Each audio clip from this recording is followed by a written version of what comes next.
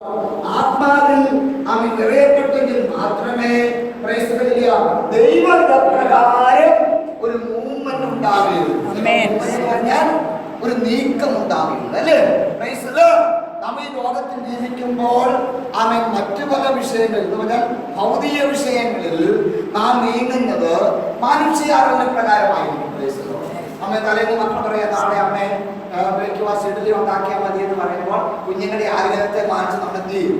ഇഡലി ഉണ്ടാകും. ദോശ മതി എന്ന് പറഞ്ഞാൽ അങ്ങനെ പ്രൈസിനോ. രണ്ട് കുഞ്ഞുങ്ങളുണ്ടെങ്കിൽ ഗതികെട്ട് പോകും. കാരണം രണ്ടിന്റെ ആഗ്രഹം രണ്ടും രീതിയിലായിരിക്കും. പ്രൈസിനോ.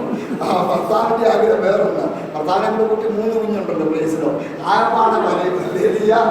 ദൈവത്തിന്റെ ആത്മാവിന് ദൈവത്തെ സംബന്ധിച്ചിടത്തോളം ഒരൊറ്റ ആഗ്രഹമേ ഉള്ളൂ.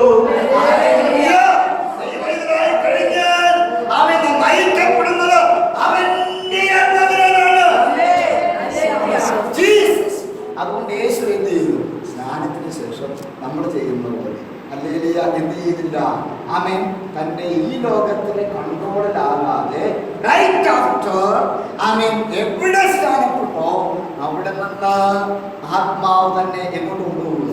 ഭൂമിയിലെ. നമ്മുടെ സംശയം ശരിക്കുള്ള ആത്മാവാണോ അതോ മോശം ആത്മാവാണോ എന്നാണ്. ശരിക്കുള്ള ആത്മാവാണ് എല്ലാം ചെയ്തത്. പൈതലേ നീ അനുഗ്രഹിക്കും, നിനക്കെല്ലാം നന്മകളും തരും, നിന്നെ വാരല്ല തലയാക്കും, നിന്നെ ഇവിടെ പ്രാർത്ഥിപ്പീൻ. നമ്മള് പരീക്ഷയിലാകുമ്പോഴായിരിക്കും എന്താ ചെയ്യാ? ഉണർന്നിരുന്ന പ്രാർത്ഥിപ്പീൻ. ചെറുതെന്തിയാ ഉറക്കം വരുന്നില്ല, കാരണം പേടിയാ. അപ്പൊ എന്ത് ചെയ്യാ? ഉണർന്നിരുന്ന് നോക്കുക. ചിലര് പ്രൈസല്ലോ വാക്കെത്തിയെടുത്ത് അല്ലേ, ചിലര് ബൈബിൾ എടുത്ത് അവിടെ പേടി മാറാൻ വെച്ചിട്ട് പോരാഞ്ഞിട്ട് വാക്കെത്തിക്കൂടെ എഴുതിയിരിക്കുക. ഇതിനാ വിശ്വാസിനെ വെട്ടി നുറുക്കാൻ. ഹല്ലേലൂയ.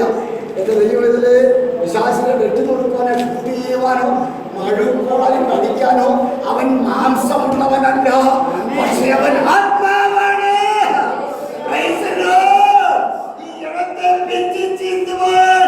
ആത്മാവായി അവന് കഴിയും.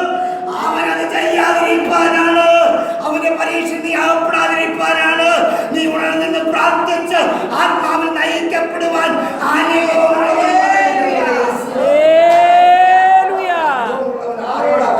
നമ്മളോട് നല്ല ജനത്തോടും തന്റെ രക്തം കൊണ്ട് താൻ തുടങ്ങി വെക്കാൻ സ്ഥാനത്തെ വഹിച്ചുകൊണ്ട് പോകണ്ട അവൻ താൻ തെരഞ്ഞെടുത്ത ശിഷ്യന്മാരോട് പറയുകയാണ്, പരീക്ഷയിലകപ്പെടാതിരിക്കാൻ നിങ്ങൾ ഉണർന്നിരുന്നത്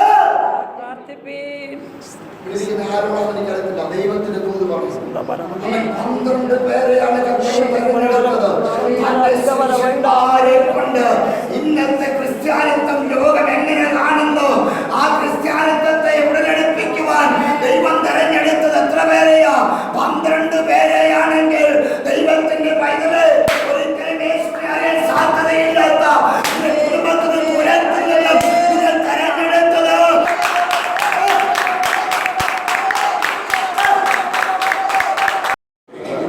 യേശുവിനെ വഹിക്കുന്ന കാര്യം നിങ്ങൾ എന്തുവാണ്? എന്താ കാര്യം എന്ന് പറഞ്ഞാൽ നമ്മൾ എന്തെങ്കിലും സാധനം കൊടുക്കുന്ന അതിനാ കാര്യം. നമ്മുടെ സൈക്കിളിന്റെ കാര്യമുണ്ടല്ലേ, ബൈക്കിനൊക്കെ കാര്യങ്ങളാണ്. പൈസകളോ എന്ന് പറഞ്ഞാൽ ഈ സാധനം എടുത്തു വെക്കുന്ന എന്ന് പറഞ്ഞാൽ നിറഞ്ഞ ആത്മാവിനെ കൊണ്ടുപോകുക. തനിക്ക് സ്വന്തമായ ഒരു വഴിയും മാർഗവും പ്രോജക്റ്റും പ്ലാനും പദ്ധതികളും ആഗ്രഹങ്ങളുമില്ല. ആത്മാവെന്ന് ഡിസൈഡ് ചെയ്യുന്നു, ആത്മാവെന്ന് ഓർഡർ ചെയ്യുന്നു. ആത്മാവ് എന്ത് പറയുന്നു? അവർക്ക് ആത്മാവ് നീക്കും നയിക്കുമ്പോൾ ചെയ്യേണ്ടതെന്ന് തന്റെ സ്നാനത്തിന് ശേഷം ദൈവീയ പ്രവർത്തനത്തിനായി സമർപ്പിക്കുന്ന അവന് ആരംഭത്തിൽ തന്നെ മാതൃകയായി കാണിക്കപ്പെടേണ്ടതായിരുന്നു. ദൈവത്തിന്റെ പൈതലെന്ന് വരുക്കാലം ആ ദൈവത്തിന്റെ ഭാഗത്തുള്ള ദൂത് എന്താണ്?